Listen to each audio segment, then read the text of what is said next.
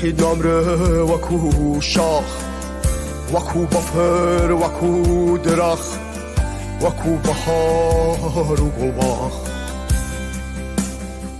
شهید بالای بقد بالای کردستانا شهیدا دنیا تزاوی اشکنه پنجاه دستا هزاری خاک را جنه سوماچا کندواروش دوره بینه سوماچا کندواروش دوره بینه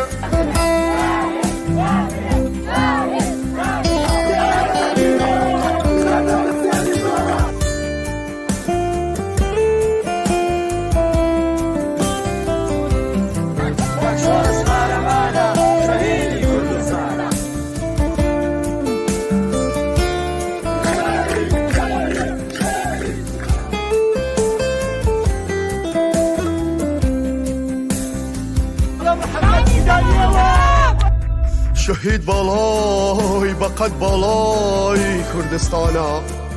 دلی آزادی و بیداخی لوتکی حلوستی انسانا شهید نامره وکو شاخ وکو بفر وکو درخت وکو بهار و گلباخ شهید بالای بقد بالای کردستانا شهیدا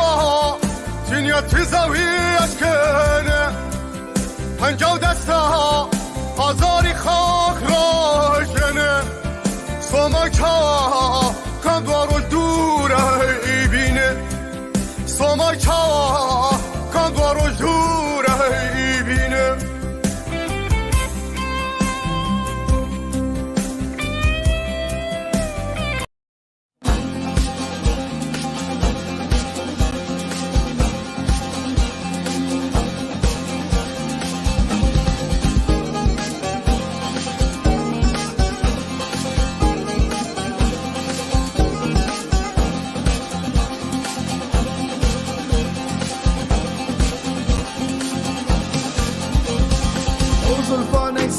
دكن بسر شانا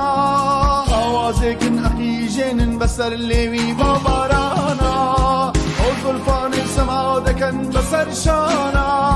آوازكن أخيجن بسر الليوي بابارانا سن باسو سن مدايكم سن بكوماري باوككان سن بقرشي بهلككانا وقت درجة لسر شانا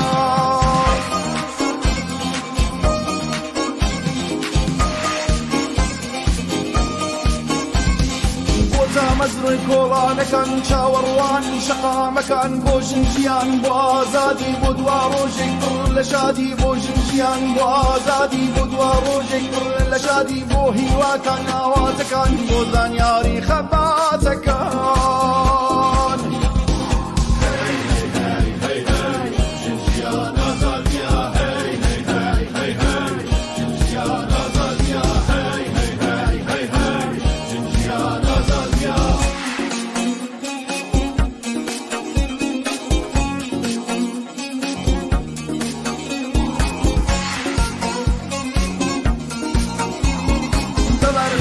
بسر هەڵدان ماداری بەتێ کۆشان بۆ ژنجیان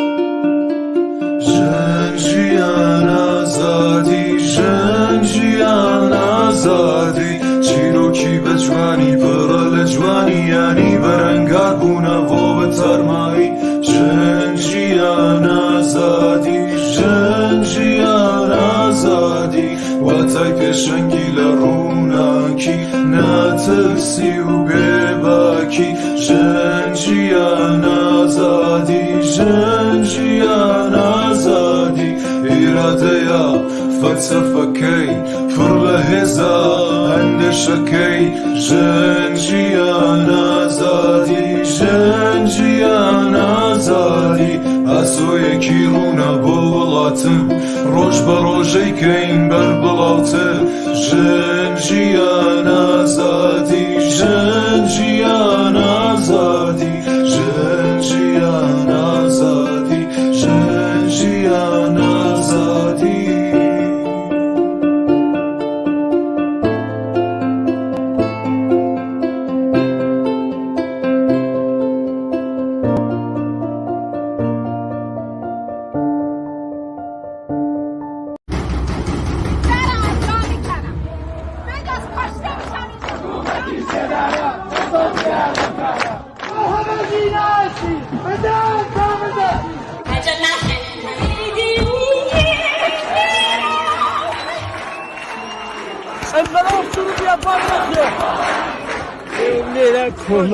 اگر لسه هیچ نبوشه اول لسه آزادی و خواهد شد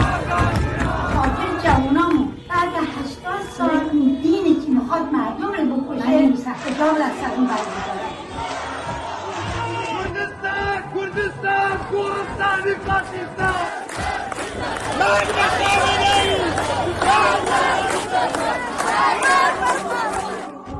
من اصلا اظهار پشیمونی نکردم اون پرورم زده بود که مدام اظهار پشیمونی نکردم و من اینطور بودم که دقیقا سرحد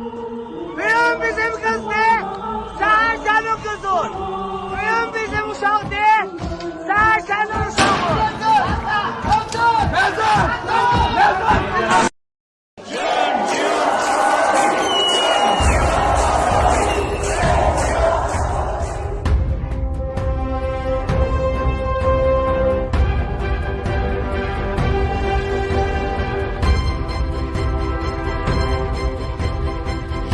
ژیان ئازادی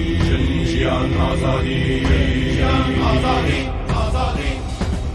سەرچاوەی خۆشی شادی نام و زوڵم و بێدادی سەرچاوەی ئەو کەتتان باش بینەرانی خۆشەویستی تلویزیۆنی کۆمەڵە زۆر خۆشحاڵم بۆەوەی جارێکی ترام لە خزمەتتانە لە پێشکەشکردنی بەرنامەی ڕاستەوخۆ ئازیزان هەروەک پێشتر ڕامانگەیاند بوو ئەوڕۆ چاوپێکەوتنێکمانە بێ لەگەڵ دکتۆر هاشمی محەممەد زادا دکتۆر هاشمی محەممەد زادا هیوادارین ئێمە پەیوەندیەکەیمان لەگەڵا بەرقەرار بوو بێت دکتۆر گیان ئەو کاتت باش بەخێر بیت هەموو کاتێکتان باش کاک مەحی سپاس دەکەم هیوادارم دەنگم هەبێ و ئەو تاخیرە ئێستا کێشەی بۆ ساز نەکردبێت نەخەی زۆر عالیە زۆر سپاس بەداوای لێبردن بەشێکی خەتای من بوو کە بە وەختی خۆی پێم نەوت بوون لە چ شێوێ بە سڕێگەیەکەوە بن بەڵام لە هەر حاڵا ئێستا تەسویر و هەموو شتێکەیە دکتۆر گیان هەروە ئێمە ڕامانگەیاند بوو باسی ئەو ڕۆمان لەسەر دوایین گۆڕانکاریەکانی شۆڕشی ژینایە خوێندنەوەتان چییە؟ ئایا درێژە و ئیدامەیەم شۆڕشە چۆن نەبینن؟ زۆر زۆر سپاس بۆ ئێوە و بۆ ئەم دەرفەتە سڵاوتان ئەرز دەکەم بۆ خۆتان و بۆ بینەرەکانتان ڕاستەکەی کاک مەحی من ناوم محەممەد زادە نیە ئەحمەد زادەیە دوایە زۆر سپاس کە فەرمووتانەوە کەم و کوڕی لای ئێوە بوو کە درەنگ توانیمان وەسڵ بین و من تەنانەت بۆیاری باسەکەشم لەبیر چوو بۆ ئەوە لەو کەم و کوڕیانەیە کە بڕێکی سانی ئازێت دەکات هیوادارم قەت نەبێت لە کۆمەلگای پێشکەوتووی ئەو سەردەمەدا بەم تەکنۆلۆژیەکایە بەڵام قسەکردن لەسەر شۆڕشی ژینا لەسەر ئەم ڕاپەڕینەی ئەم دوایانە ئەم شۆڕشەی کە لە 5 مانگی ڕابردوودا بەردەوامی درێژەی هەبووە نیشێ و بڵین فەراز و نیشێوی هەبووە بەڵام هەر بەردەوامە لە ئاستی جەماوەریدا لە ئاستی ناوخۆدا لە ئاستی دەرەوەدا ئەساسەن ئاسان نییە بە معنایە کە ڕەنگە ڕۆژانی ئەوەڵ کە دەستی پێکرد جۆرێک لە هەیەجان هەموو ئێمەمانانی گرت کە حەزمان لە گۆڕانکاریە لە ئاستی سیاسی و کۆمەڵایەتی و کولتوری و بەتایبەتی ئەوانەی کە سەر بە ئەحسابن ساڵانی ساڵ خەباتیان کردووە چاوەڕوانی ڕاپەڕینێکی لەو چێشتە بوون. ئێستا دەبینین وەک هەر شۆڕشێکی دیکە کە بە هیچ شێوەیەک ناکرێ کات و ساتی دیاریکراوی بۆ دەستنیشان بکەی بڵێ مەسەلەن ئەمە لە مانجی سەپتامبر دەستی پێکرد لە مانجی ئۆکتۆبر بە ئەنجام دەگا یا زووتر. هەندێک جار بڕێک تەخفیف دەدەین دەڵێن درەنگ و زووی هەیە بەڵام حتمەن جێبەجێ دەبێت. ڕەنگە ئەمە باشترین پێوەەر بێ ینی لە ڕاستیدا ئەم شۆڕشە وەک هەر شۆڕشێکی دیکە لە هەموو جێکی جیهان بەرحاڵ دەستپێچێکی دەبێ و ڕۆژێکیش بە ئەنجام دەگا. بەڵام لێرەدا باسێکی زۆر هزری دێتە ئاراوە. ئەگەر لایەنی ئاگایی لایەنی وشیاری لە ئاستی بەربڵاوی جەماوەریدا نەبێت و ئەمە هەر چاوەڕوانی بڵین مکانیزمی خۆ بەخۆی کۆمەلگابین ڕەنگە هەرگیز و هەرگیز سەر نەکەوین و ڕەنگە گۆڕانکاریش ڕوو بدەن. بەڵام جۆرێک لە گۆڕانکاری ڕوودەدا کە دوجار مەهەندسی ناکرێت یا شێوەیەک مەهەندسی دەکرێت کە لە دژ ئامانج و بڵین ئاواتەکانی خۆی دەردەکەوێت. بۆ نمونە شۆڕشی 1970 ئێران 1950 زاینی هەتاوی دروست ئەو شتە بوو. خەڵکانێکی زۆر لە ماوەی 3-4 دەیەی بڵین حکوومەتی محەممەد ڕزا شایدا خەباتیان کرد، بەڵام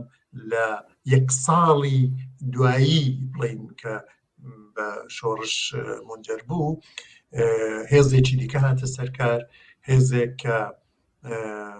بەرحاڵ جۆرێک لە هەبوونی کۆمەڵایەتی و ئەوانەی هەبوو هێزی ئیسلامی سیاسی، بەڵام ئەو هێزە نەبوو بەڕاستی کە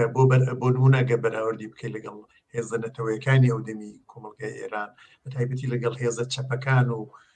هێزە شۆڕجێڕەکانی ئەو سەردەمی وەکو فەدایی، وەکو مجاهید، وەکو لایەنە جۆراجۆرەکانی تەیفی چەپ ئەوان نەبوون. بەڵام لە نەبوونی ئاگایی و لە نەبوونی ڕێکخراوەیی و لە نەبوونی هدایەتی دروستی شۆڕشدا ئەوەی لەهات کە بینیمان و 44 ساڵە وڵاتێک و ناوچەیەک و دەتوانم بڵم جیهانێک بەدەست ئەم سیستمەوە دەناڵن. ئێستا لەسەر شۆڕشی ژیناشدا دەکرێت هەر ئەوە فکر بکەینەوە ڕەنگە وێکچوویەک لەم سەردەمانەدا لەگەڵ مەسەلەن ساڵێک پێش شۆڕشی 79 یا 1950 هەبێ، ئەویش چێبەرچەی هێزەکانە جەماوەر لە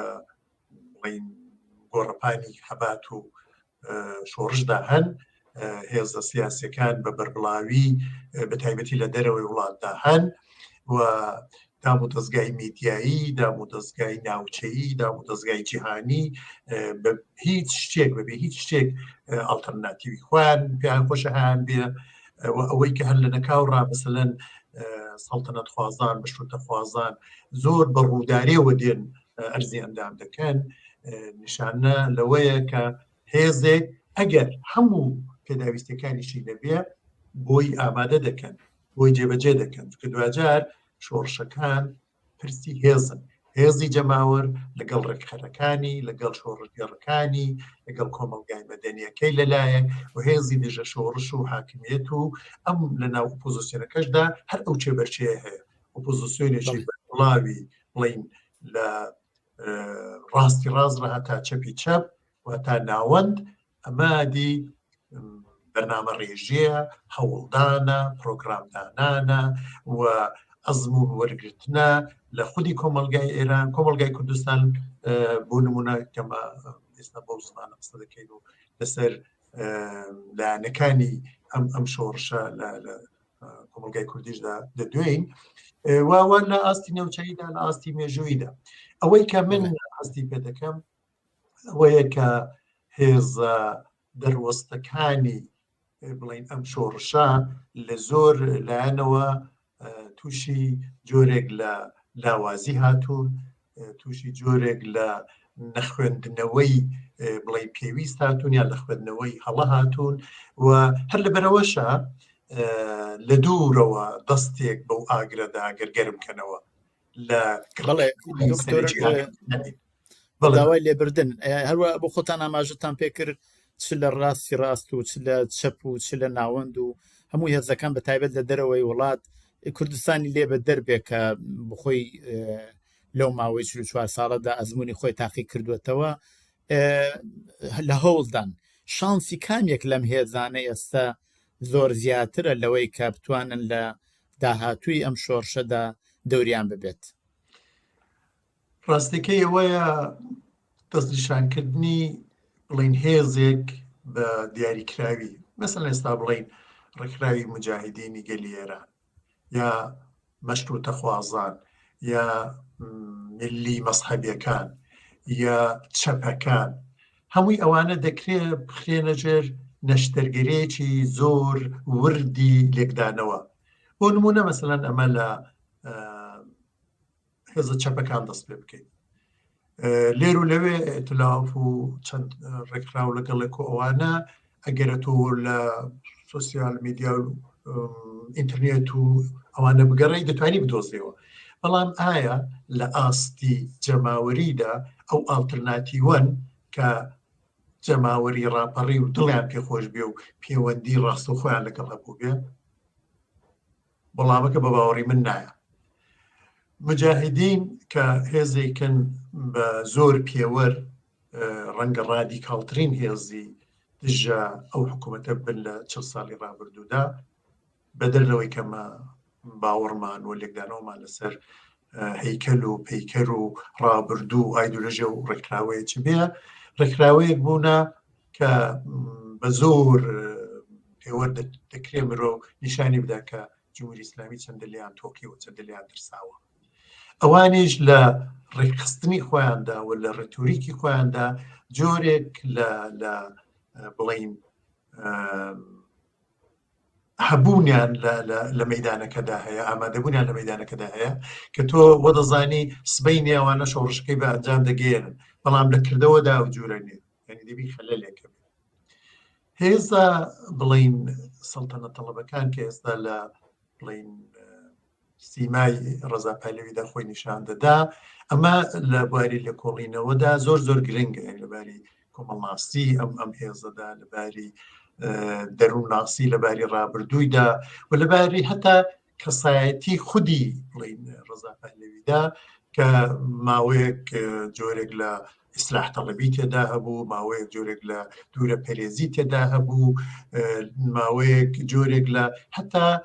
خۆشببینی و گەشتبینی بەم سیستمی تێدا هەبوو کە بشێک لە هێزە چەکدارەکانی وان بپارێزێ. ئێستا دەبینین لە مەسەلەن یەکماجی ڕابردوودا دەردەکەوێت لە پارلمانەکان و لە پارلمانی ئەوروپا و لە پارلمانی جمهوریەتی ئەوروپایی و تەنانەت هێزی یا کەسایەتی سەرکوتگەری زمانی باوچی کە لە ئەمریکا مەسەلەن دێ خۆی نیشان دەدا و لایەنگرەکانی جۆرێک لە باوەڕ بەخۆیی دەخوایاندا نیشان دەدەن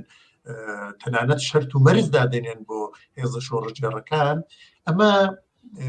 جوانیەکی تێدا هەیە کە هێزی شۆڕەجێر و کەسایەتی شۆڕەجێڕەکان ئاگان لە خۆیان بێ کە چ دەگوزەرێ ینی ئەو جوورە نییە چونچێ تۆ نیەتی شۆڕەجێڕانت هەیە ڕێکخراوێکی شۆڕەجێڕی مێژوو بڵین مەحکوم بێ بە سەرخستنی تۆ نا لە گۆڕەپانی و لە ململانی هێزە جۆراجۆرەکانی کۆمەلگادا سیاسی و ئابووری و چیناتی و جێندەری و هەموو ئەوانەدا دوجار کوتم هێز و بەرنامە ڕێژی و لێکدانەوە و حیسابکردنی دقیقی کە من چەندە هێزم هەیە و ئەو هێزم چەندە دوتان بەربڵاو بکەم لەگەڵ چێیەک بگرم بڵین ویستە لایەنەکەمیەکانم چییە ویستە درێژخانەکانم چییە هەمووی ئەوانە دەبی حیسابیان بۆ بکرێت کە من بەداخەوە ئەمە لە ئاستی بەربڵاوی بەتایبەتی ئەوەندەی کە من سرنج دەدەمە کۆمەلگای کوردستان لە چوارچەوەی ئێراندا زۆر بە کەمی دەبینم ئەوە ئایا یەسو ناومیدی نییە بەڵکو و بیرهێنانەوەی ئەم ڕاستەیە کە شۆڕشەکان بە هەڵکەوت دێنە ئاراوە ینی چەخماغەی یا بڵێ شەرارەی مەسەلەن هەرەوەی کە بە شۆڕشی ژینامان ناسی و خودی مەرجی جوانە مەرگبوونی ژینا و تەقینەوەی ئەم شۆڕشە بەڵام دوجار بە دوایویدا ئەدی هێزەکان دەبی بەکردەوە خۆیان نیشان بدەن بە پرۆگرام خۆیان نیشان بدەن بە لێکدانەوەی وردی چەندە هەنە و چەندە نینە و چەندە توانن ئەو چەندایەتیان بکەن بە جۆرێک لە چۆنایەتی کە بتوانن ئەم گۆڕانکاریە چۆنایەتیە کە هەمان شۆڕشە بە ئامانج بگێنن ئەنجام بگێنن. ئەلبەتە بواە من پرسیارەکەم بەو جۆرە بکردایە لە ناوەڕۆکی شۆڕشی ژینە کامیەکەوەی هێزانە شانسیان زیاترە طبعاً مجاهدین ئەتوانێت لە بەرامبەری ئەو شۆڕشا بێت بەهۆی ئیدۆلۆژی و بیر و باوەڕ و هەموو ئەو کردوانەوە ئایسە بوویەتی و ئەوانەی کێشی هەر بۆ جۆرە ئەو بۆ خۆتان باسان کرد بەڵام طبعاً هێزی چەپ لە ئاسی کۆمەڵایەتی نەیتوانی و خۆی دەربخار و جۆرەوە خۆتانی ئاماژتان پێکرد بەڵام لە کوردستان وەزیەتەکە تۆزێک جیاوازە لەوێ هێزی سیاسی بڕیاری داوە دەرکەوتووە لە ناو خەڵکان نفوزی هەیە خەڵک بە بڕیارەکانی جوابیان داوەتەوە ئێستا ئێمە ئەبینین بەشێک لە هەوڵی ئۆپۆزیسیۆنی مەشروتەخا و وەتان دازێکیش کۆماری ئیسلامی ئەوە بوو کە ئەو شۆڕشە کە لە کوردستانەوە دەستی پێکرد و کوردستانی لە چاو ساڵی 57 هەتاوی ئەگەر چاوی لێ بکەین تا ئەندازێ لە ئاسی سەراسەریە زیاتر خسە بەرچاو وها بوو کە شعاری کوردستان چەشم و چراغی ئێرانیان باسە کرد ئەوە ئەبوایە بەنەوەیەک کەسب کرایەتەوە و تا ئەندازێ مەشروتەخاهەکان و ینی تا ئەندازەیەکی زۆر و لایەکی تریشە کۆماری ئیسلامیش بە نفوزێکە شاید لە ناو ئەوانە بیان بێت هەوڵیاندا دووبەرەکی یا دابڕان لە ناو هێزی کوردیا دروستکەن لەم بابەتەوە چۆنیە بینن ئایا پێویستە هێزی کوردی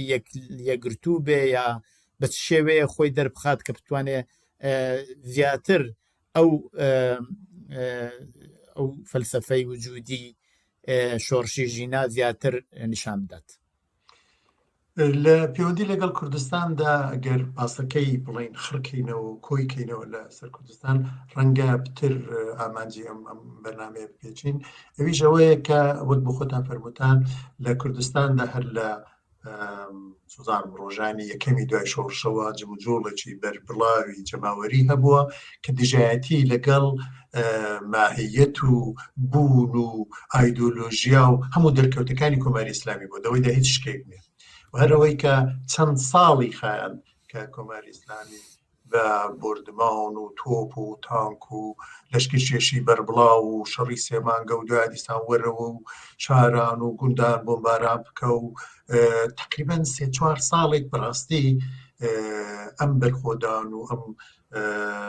بربەرەکانی خەڵک ئەوەندە زۆر بوو کە ئەگەر هێزی بەربڵاوی چەکداری و سەرکوتی ڕژیم نەبا هەرگیز و هەرگیز پێی کوردستان نەدەکەوتەوە ئەم پێککەوتنەوەی بۆ کوردستانیش دیسان بەومانە نەبوو کە باوەڕ و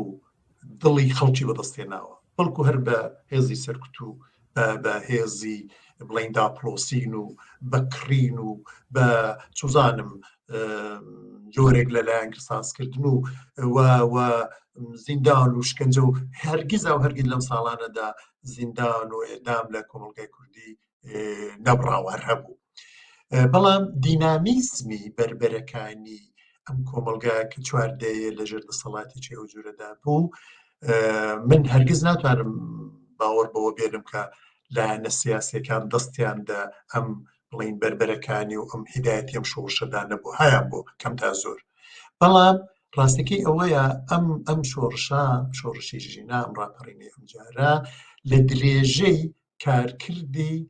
دیاردەیەکە کە بە کۆمەڵگای مەدەنی ناسراوە و ئەو کۆمەڵگای مەدەنیە وەک هەر کۆمەڵگایەکی دیکە لە ڕەوتێکی پێچەڵپێکی بڵین سەرکوتی ڕژیم لەلایەکی و مکانیزمی بربەرەکانی لەگەڵ ئەم سەرکوتە دوجار بە شێوەیەکی زۆر دیالکتیکی ڕێگای خۆی دەبینێتەوە لە کۆڕ و کۆمەڵی خوێندکاریدا لە کۆڕ و کۆمەڵی مامۆستایاندا لە کۆڕ و کۆمەڵی کرێکاریدا لە پێکهاتی ڕووناکبیری و گۆوار و دەرەوەی وڵاتیش بێگومان کارتیکەری خۆی دەبێ تەلەڤیزیۆنە سەتەلایتەکان دنیای سوسیال میدیا ئەوانە دوجار دەبینین لە کۆمەڵگای کوردەواری لە ڕۆژهەڵاتی کوردستان جیلێک پێدەکا کە دەستکەوتی تازەی هزری هەیە دەستکەوتی تازەی نەزەری هەیە و خواست و ویستی تازەشی هەیە ئەمە گەر لە ئاستی هەمووی ئێراندا ڕاستبێ لە کوردستان بە دوو قات ڕاستە ڕەنگە ئەمە بە هەڵکەوت بێ کە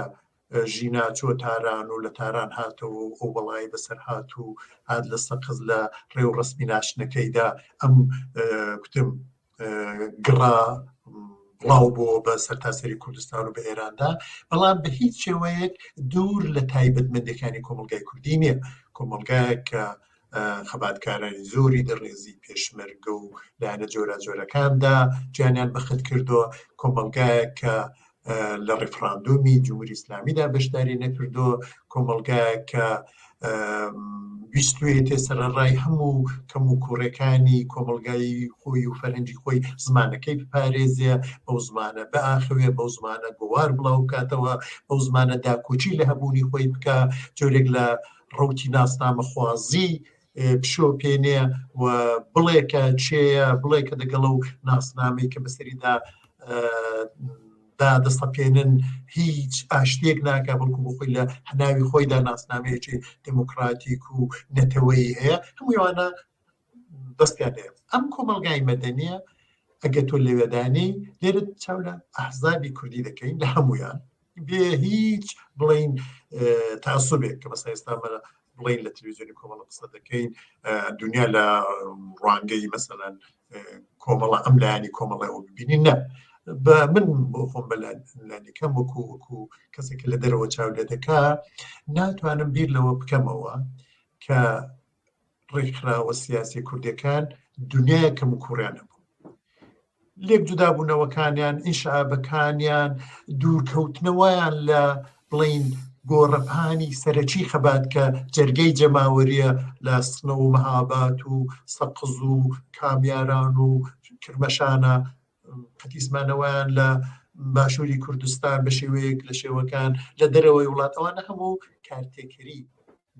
نەرێنی نگاتیوان دەبێت لەسەرچی لەسەر پەیوەندیە کە تۆ بتوانی ئارمان و بەرنامی خودتەنی و کۆمەلگای کوردیدا خورد بکەیەوە پەیوەندی بکری ڕێکخراو ساس بکەی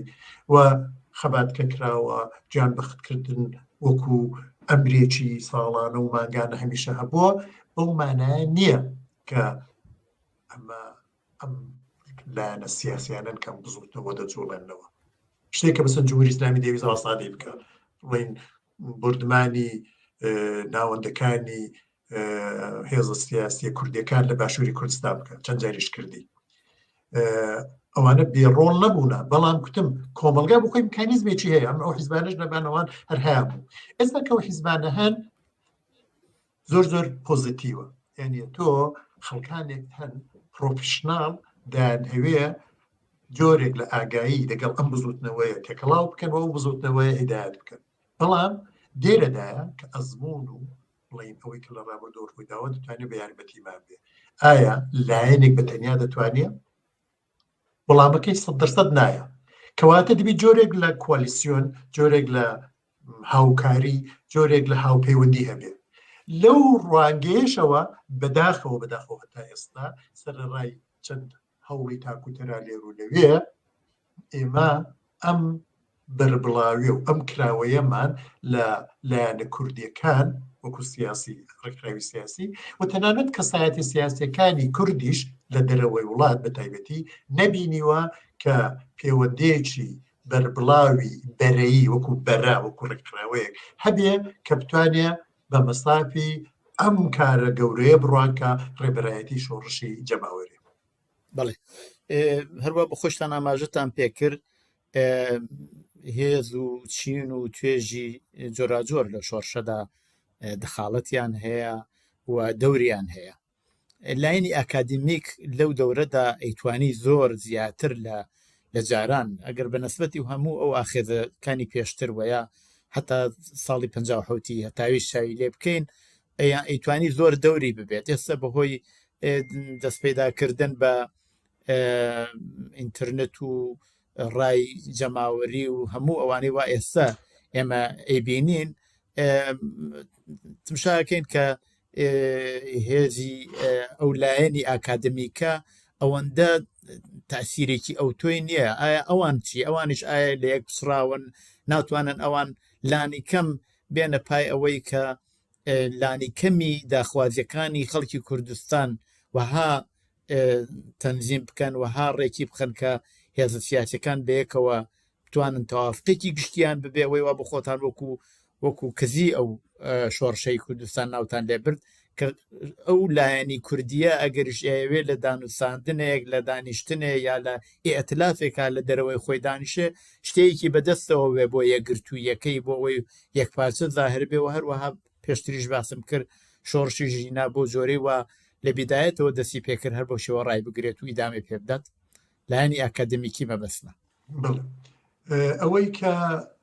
کەسایەتی ئاکادمی لە دەرەوەی وڵات و لە ناوخۆی وڵاتیش دەتوانن بڵین سەرمایەیەک بن بۆ بزوتنەوەیە شتی تێدانێت دەتوانن،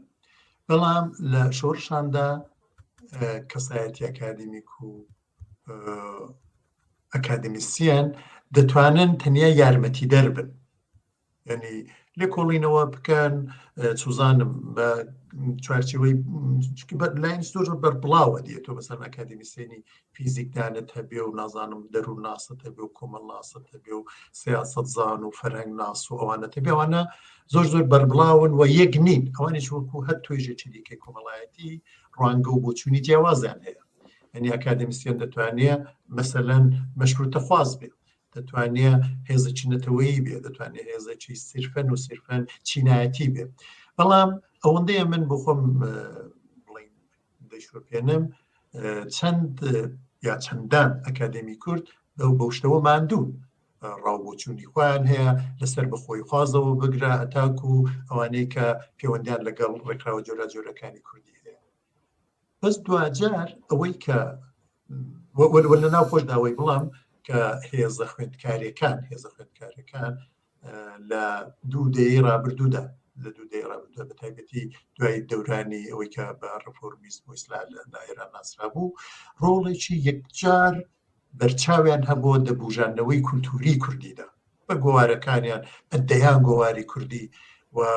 مامۆستاکان ئەوانە هەموو هەبوونە، بەڵام ئەوەی دوجار بە تایبەتی لە چوارچەوەی میکانیزمی کۆمەلگای مەدەنی لە کۆمەلگای ڕۆژهەڵاتی کوردستاندا دەبێتە هێز و دەڕاتە پێش خۆی نیشان داوە. ئێستا مە قسەمان لەسەر سنەت و نەریت و ترادیسیۆنی ڕێکخراوەیە لە کوردستانی ڕۆژهەڵات لە کوردستانی ئێران کە هەیە کە نەیەک نەدوو تۆ دۆجینێک پارت و ڕێکخراوی سیاسیت هەیە. ئەمانە بەسەر ئێستا ناوەندی هاوکاری هێزە کوردستانەکان لە ڕاستیدا دوو حیزبن، دوو لایەن لە کۆمەڵی کە بوونەتە یەک و دوو لایەن لە دموکرات کە بوونەتە یەک. ئەدی باشە کۆمەڵەکانی دیکە، ئەدی باشە هێزەکانی دیکە ڕەنگە لە چوارچێوەی ئایدۆلۆژی داوانە زۆر لێک جیاواز بن و هەشن و هەر دەبی واش بێ، هەرو جورێکە کۆمەلگا بۆ خۆی جیاوازە هێزەکانیش دەتوان جیاواز بن. بەڵام ئەگەر قەرارە ئێمە بە پێشوازی شۆڕش و بە پێشوازی گۆڕانکاری کۆمەڵایەتی سیاسیەوە بچین، لانی کەم کە خەڵک چاوەڕوانی دەکەن دیالۆگە. یعنی من ئێستا بە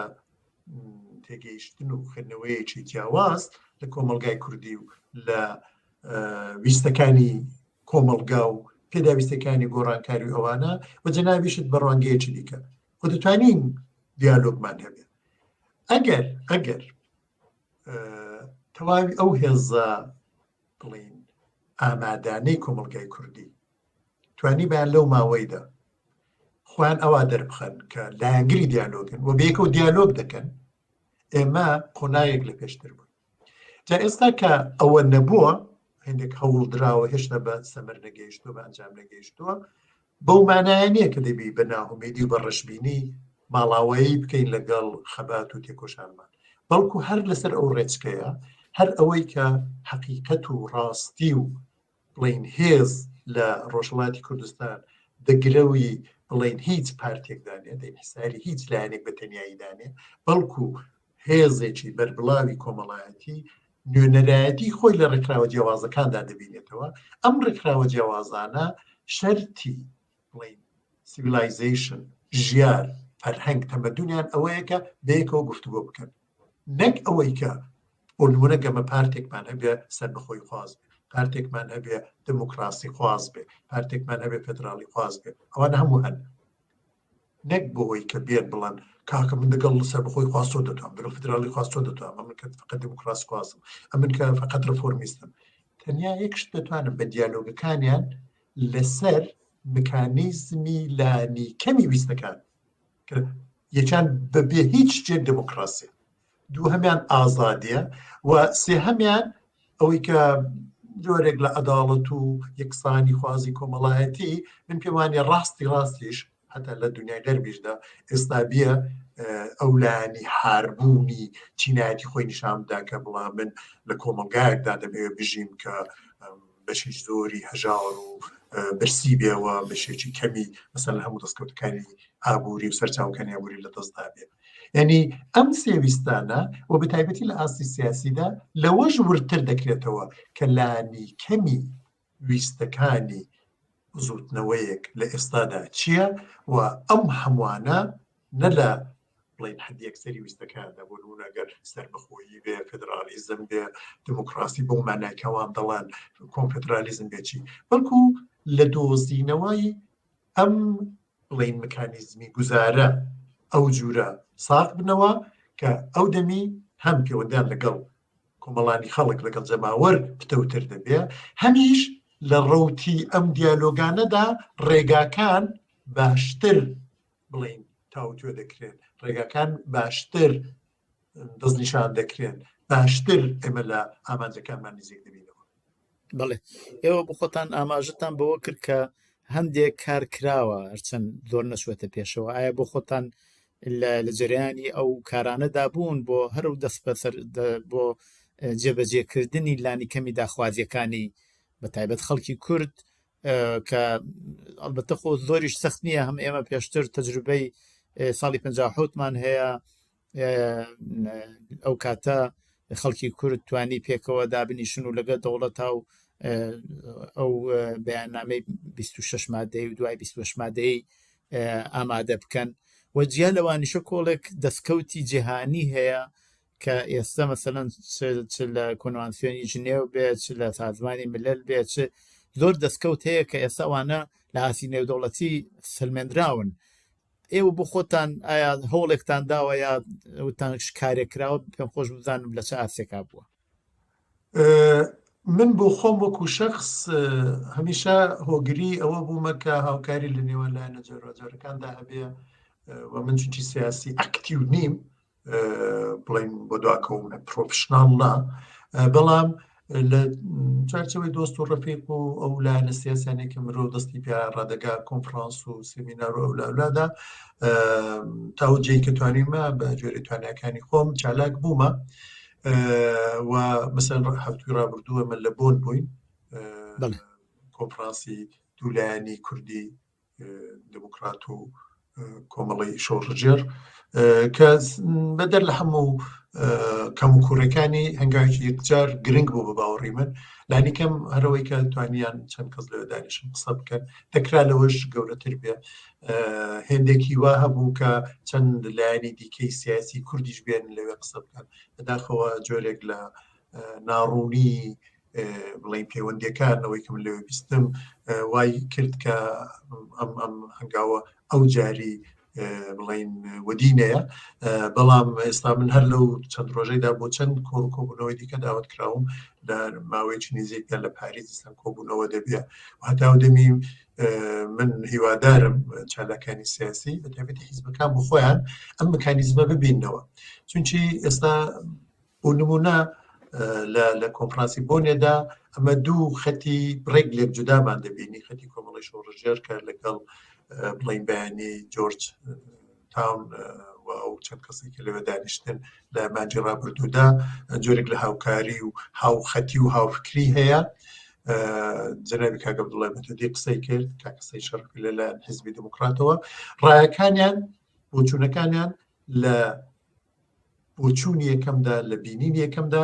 وەک نەبوو بەڵام ئەوە کێشە نییە ئەسڵان قرار نییە هەموو لایەنەکان وەکێک بکردکەنەوە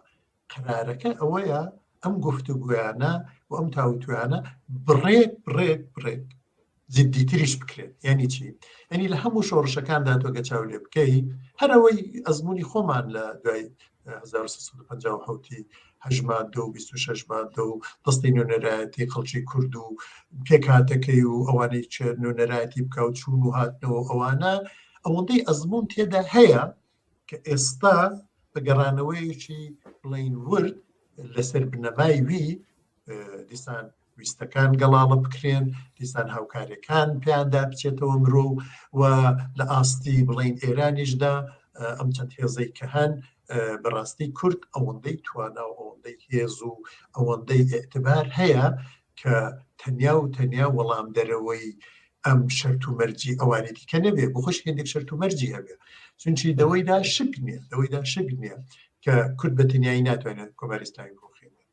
دەوەشدا شک نییە کە هەموو هێزەکانی سەرانسەری لە کۆمەلگای ئێرانێدا چاوێکیان لە کوردانە جا لێرەدا کوردەکان ئەگەر بتوانن و دەبێ بشتوانن ئەم کە دەڵام ئەگەر وەکو پێشفەرزێکی بڵین هزری دەڵم دەنا وەکو خۆشببینی و گەشتبینی سیاسی دەبێ بتوانن هاوکاریان بەو مانایە هەبێ کە بە دەرزوەرگرتن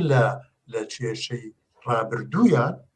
بتوانن ئێستا ئەو هێزە بن کە سەرڕای جیاوازی بیر و بۆچوونیان لەسەر ویستە لانی کەمەکان لە ئاستی خۆیان و لە ئاستی کۆمەلگای ئێرانیدا ڕێک بکەون یەک شتمان لەبیر بێ من ئەوڕۆ بەیانی جۆم لە گرتەیەکی ڤیدیۆیی دەگرت لە کابرایەکی ئێرانی کە بە زۆر توندی هێرشی دەکردە سەر کاک عەبدوڵڵای مەتەدی و پێی وابوو پیلانێک لە گۆڕێدایە کە ئەم دانیشتنەی جۆرجتاون ئەوانە هەموو سێلەبریتی و هەموو وەرزشکار و کەسایەتین هیچیان سیاسی نین تەنیا کەسایەتی سیاسیان کاک عەبدوڵڵای مەتەدی و ئەوە بەو معنایە کە کاک عەبدوڵڵای مەتەدیدا ماوەیەکی نزیکدا دەست بەسەرەوە دەگرێ و کوردستان چەکدارە لە تارانیش ئەوە لێکدانەوەی ئەو کەسەی بوو کە من ئەو ڕۆژۆ لێ دەگرت ئەوەی بۆ من زۆر گرنگ بوو ئەم چینە و ئەم نفرەتەی کە ئەم کەسا لە هێزی کوردی هەیبوو و دەوجودی کاک عەبدوڵڵایدا هەمووی ڕەت دەکردەوە دەیکوت ئەوانە لە کوردستان سەربازی ئێرانیان کوشتووە دەبی مەحاکمە بکرێت دەیکوت ئەوانە لە کوردستان یەکتریان کوشتووە دەبی مەحاکمە بکرێت یعنی دڵی بە کوردەکەش دەسووتانی کورد شەڕی ناخۆیان هەبوو ئەمە بۆ دەڵم کە لە بیرمان بێ ئێمە سەرڕای جیاوازەکانمان دە بەرامبەر هێزێکی تاریک بینی تاریک ئەندێشی دەرەوە و لە ناوشدا بە دڵنیایی نوێنەرایەتی هەیە زۆر لێک نزیێکی یعنی تۆ بە شێوەیەکی ڕێژەی دەبی چاو لێ بکەیت جیاوازی دوولایانی کوردی ئەوەندە نییە کە کەسێک هێرشی دەکاتە سەر لایەنێکی کوردی و لەوێدا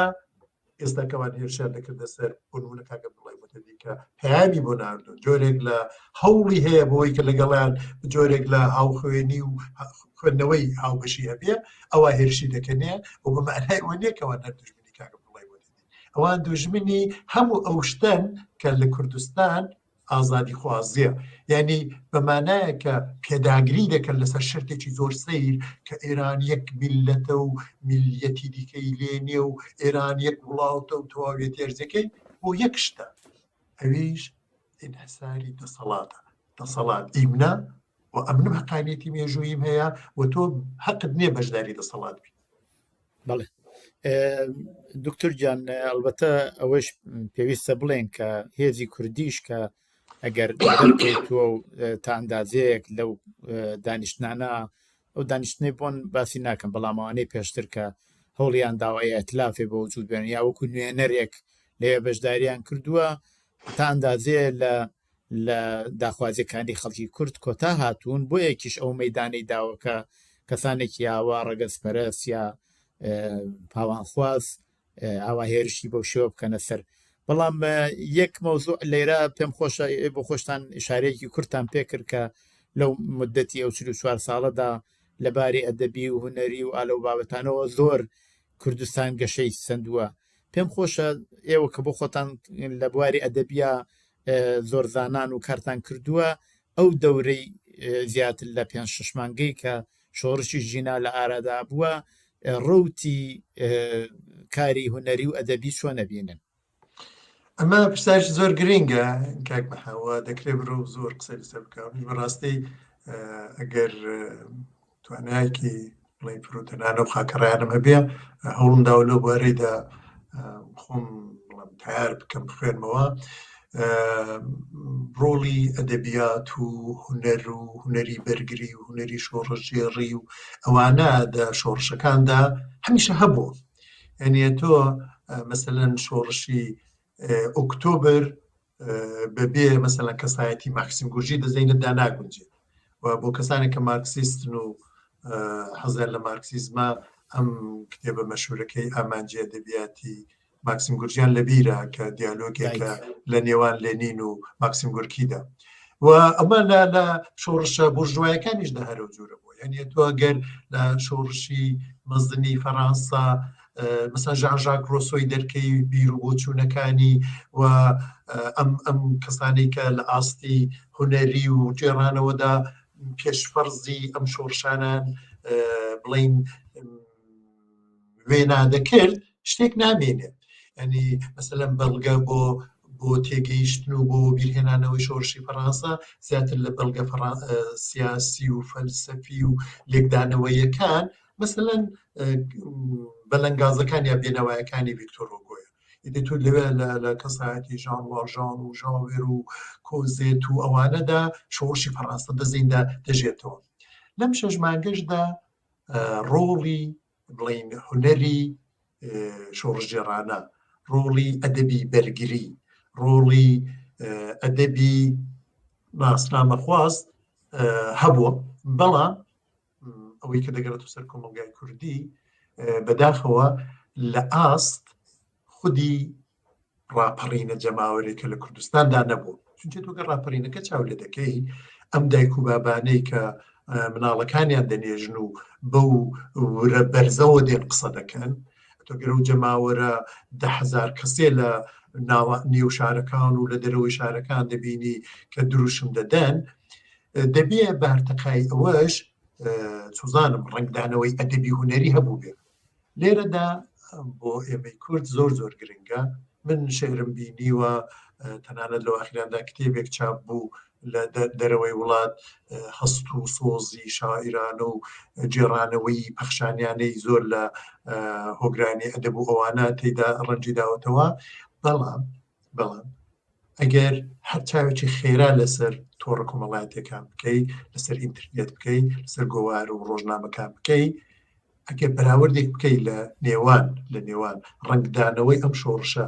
لە دەم و دەستگای بڵێن ئەدەبی فارسیدا و کوردیدا کوردی زۆر زۆر کەمە بەداخەوە. ئەمەش نیشان دەدا کە تۆ مەسەلەن لە ڕێپێوانەکاندا لە کۆبوونەوە جەماوەریەکان لە دەرەوەی وڵاتدا لە ناوەکە دەزانی کەم و کوڕی بەو مەعنا نییە، چونکە خەڵک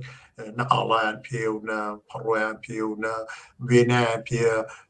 مکانیزمی خۆیان دەبینەوە و ئەسەن نازمیش نییە و دیکەنەوە کردوانە زۆر جەشن.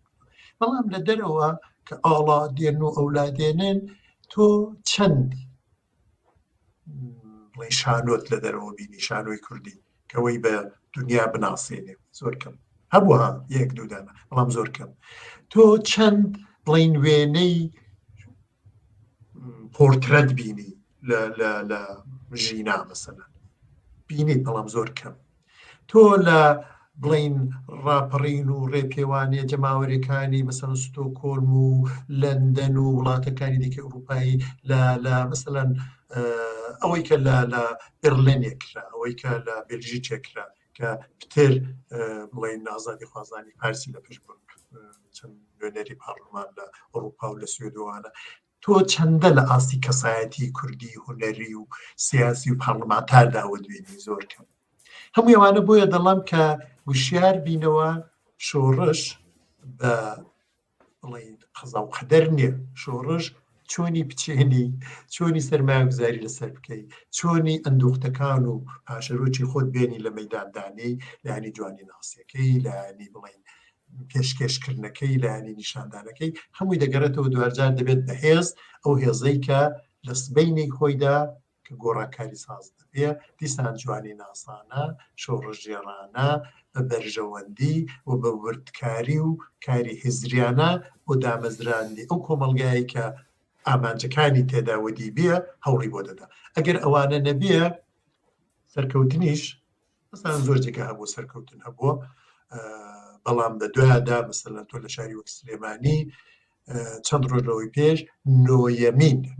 ینی 9 جار چەند هەزار کچ 1000 2000 3000 کۆ دەبنەوە باڵاپۆشی بڵێن ئایدۆلۆژیی تایبەت دەبەردەکەن کە ئیسلامیە ئەمە ینی ڕەنگە دڵ بخوازانە بێت بەڵام لە پشتیوەیدا کارکردنێک هەیە کە ئەم هێزەکاری بۆی کردەوە ئەو هێزەی کە دەبی کار بۆ هێدێکشتی دیکە بکە نەی کردووە بەداخەوە تەسلیمەوەی بوو لەو ڕانگەیەوە بڵێ فەرموو بڵێ لەو ڕانگەیەوە دەکرێت مەسەلەن من ماوەی لەو پێش ڕۆمانێکم خوێندەوە هەر لە 2022 چەند مانگ لەو پێر چاپ ببوو لەسەر گێڕانەوەی ئەدەیبانەی ئەم ژن و مێردە و منداڵەی کە لە ڕێگای دەرچوون لە ئێرانە بە یونانێدا ژنەکە دەمرێ و پیاوەکە لە کۆڵی دەنێ 3 ڕۆژ جەنگەڵ و ئەولاولادا منداڵەکەشی وە دوای کەوتووە ئەینیەوەی ڕۆمانوسێکی کورد ڕەنگار باش بێ ناویشی بێنم کاکڕەمزاریدی لە وڵاتی سوێد دەژێ لە ڕۆمانێکی بچووکدا هەمان بەسەرهاتی جێراوەتەوە بە تێمایەکی کوردی ناوین تازەی لە کارکتەرەکانی ناوە دیاکۆ و حاڵەتێکی میترایی و ئەندێشەی کۆنی کوردی و دەگەڵی بیا دەگەڵی نەبی هەوڵێکە بۆ جێڕانەوە و بۆ بەمێژووی کردنی ڕووداوە سیاسیە کۆمەڵایەتیەکان کە ئێمە ئەگەر بمان هەوێ پێشکەوتی کۆمەڵایەتی و سیاسیمان دەبێ هەتا نەیجێڕینەوە هەتا لەسەر خۆمان و دەزەینی خۆمان و سابجێکتیڤیتی خۆماندا نەیکەین بە ئاوێنە و بە ئاوێتەی زەینیمان سەرکەوتنمان ئەگەر هەش بێ کێشەیەکی دەبێت ئەلبەتە کاتم زۆر نەماوە 7 دقە کەمتر لە 7 دقە کاتم ماوە ئێوە بۆ خۆشتان ئاماژەشتان پێکرد لە باسەکەی پێشووە طبعا هونەرمەندان و ئەدیبان و شاعران و شان و نووسان و هەمووانەی کە نەشتوانین بڵێن هیچیان نەکردووە بەڵام زۆر کەمتر کردویانە ئینتزار زیاترە تۆزێک ئەوانیش وەکو کەسایەتی سیاسی و ڕێبەران دەرکەوتون زۆر جار بۆ ئەوەی ئەو یەکگرتووی و هاوپشتیەی هەموو خەڵکی ئێران و کوردستان بێکۆڕا بگرن لە شتەکانی خوان هاتوونەتە خوارەوە یا کەم هاتوون من لە بیرمە لە تەزاوراتەکانی دەرەوەی وڵاتە ئەوڵەوە بەشێک لە هونەرمەندانی وەکو ناسری ڕەزازی یا وەکو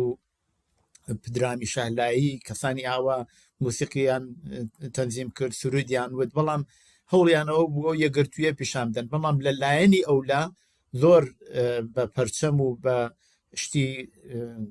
دژی ئەو حرەکەتە هاتنە پێشەوە وامان بۆیە ئەو هاوبەسیگە ڕابگرن تۆزێ توان بڵێم خۆیان کەنارگرت لە ئاخردا ئەگەر پێم خۆشە فقط بڵێت چی بکەن ئایا ئەو دەورە بەڕاستی چەنێ پێویستە ئەوان دەربکەونەوە هونەرمەندان و ئەدیبانە بۆ بتوانن ئەو شۆڕشش لە لایەنێکی ترەوە باشتر بناسیێن زۆر کورت دکتۆریان ئەو ناوانێت جنابەت برتن و هەندێک ناو کە ناویان نەهات لە کۆڕ و کۆمەڵی دیاسپۆرا و بڵین کوردانی دەرەوەی وڵاتدا زۆر چالاکانە بەشدار بوونە و بە سرود و ئەوانەی کە ئێمە جۆمان لێبوو و زۆریش کارتێکەریان هەبوو خەڵک دایان کوتەوە و ئەساسەن شۆڕش هەرە جوورێتی شۆڕش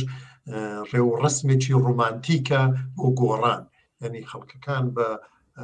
هەستێکی جوانەوە دێن لەگەڵێک نیزێک دەبنەوە نسبەت بە یەک میهرەبانن عاشقانە چاو لە گۆڕانکاری دەکەن ئەگەرەوە نەبێ ئەو هەموو زەحمەتی و بڵین قورسایی شۆڕش تحمل ناکرێت هونەرکارەکەی ئەوەیە ئەمە لایەنی جوانی ناسیانەیە بەڵام نەکەر هونەرمەندان نەکەر شاعران نەکەر نووسەران نەکەر سیاسیان من پێم وایە تاک بە تاچی ئەندامانی کۆمەڵگای کوردی لە دەرەوە و لە ناوە ئەمە ئەرچی ڕۆژانەیانە ئێمە هەمومان کە ئەوەی لە دەستمان دێ بیکەین لە هەمووی ئەوانە مهمتر لە هەمووی ئەوانە مهمتر لە چوارچێوەی باسی و بەرنامەشدا باسی نەزەری و هزری و فکرێ یعنی ئێمە هەر حیزبێک ڕاڵ خەتی خۆیەوە دیباتە پێشێ من بۆم نییە بەڵام وا بکەیەوە ئەمەکە بەڵام دەبیە ئەم دەواازەیە کراوە هەبێ هەم بۆ حیزبەکە باشە هەم بۆ ڕووناکبیران و خاوەنڕایانی ئەم کۆمەڵەیە وەکو کەسایەتی ئەم کۆمەلگەیە کە بتوانن لەم دیالۆگە ڕۆژانەیەدا یەکتر ئەوەی کە پارێز دەڵێن لە سەیقەل دەن یەکتر تیفتیفە بدەن یەکتر جوانتر بکەن یەکتر تیشتر بکەن بۆ گەیشتن بە ئامانجێک کە بێگومانی هەمووانە یعنی ئەوە جیل گۆڕدرا ئێستا ئەمە دەتوانین لەسەر جیل قسە بکەین جیلی ژینا ڕاستی جیلێکی نوێیە لەگەڵ جیلی منێک کە 40 ساڵێک لەوەی پێش وڵاتم بەجێهێشتووە جیاوازی تێگەیشتنی هەیە جیاوازی شێوازی ڕوبەڕووبوونەوە لەگەڵ ڕووداوەکان و لەگەڵ دیاردەکانی هەیە ئێمە ئەگەر جیلی پێشووتر چ بە سیاسەکەیەوە چ بە ڕووناکبیرەکەیەوە بتوانێ ئەزمموی ڕابردووی خۆی وەکو هەمبانی شۆڕش ڕاگرێ و بیدا بە جیلی نوێ هەر بەو ئەندازەش دەبی لە جیلی نوێ فێر بێ و بزانێت کە جۆرێکی دیکە دەکرێت هەنگاو هەڵبێنرێتەوە جۆرێکی دیکە دەکرێت ڕووداوەکان ببینی و ئەو جوورەی کە ئێمە بینیمان هەموو ڕاستەکانی تێدا نەبوو و بە ئامانجیش نەگەیشت تێکەڵکردنی ئەو دوانە و لە یەکفێربوون دەتوانێت زۆر ڕێگە پێشاندار بێت. بەڵێ زۆر سپاس دکتۆر هاشمی ئەحمەد زادە بە داوای لێبردن بۆ نووسینی غەڵەتی جیلەکەیەوە زۆر سپاس بۆ بەشداریتان لەو بەرنمەیەدا ئەگەرچی تۆزێک کێشەی تکنیکیمان بوو لە ئەوڵەوە بەڵام زۆر بەرنمەیەکی باش بوو هیواداریم بتوانین دەرفەتێکی تریشدا لە خزمەت تابین بۆ پێشکەشکردنی بەرنامە و لەسەر باس و منیش سپاسیەوە دەکەم و دیسان سڵاو ڕێزم هەیە بۆ بینەرانتان و بە ئاواتی سەرکەوتنتان زۆر زۆر مەمنون. بینەرانی خۆشەویستی تەلەڤیزیۆنی کۆمەڵە زۆر سپاس بۆ ئەوەی بینەر و گوێگری و بەرنمەیە بوون هەتا بەرنمەیەکی تر ڕۆژ و شەوێکی خۆشتان بۆ باوات خوازم. ئەم کاتەوە من ناوم کۆترەشینکەیە و کچم ماڵەکەم وا لەو گەڕێکی منارەیە من لە پەڕووباڵی خۆم و لە دەنووکم و لە ماڵەکەم و گەڕەک و لە هەموو شتێ بێزارم من گمەگمی حرامی ناو ئاین و نیشتیمانم من بۆم نییە دوور لەم بنارێ بفڕم من بۆم نییە دوور لە دەنگی منارەکە جۆ لە دەنگێکی تر بگرم یان سەمایەک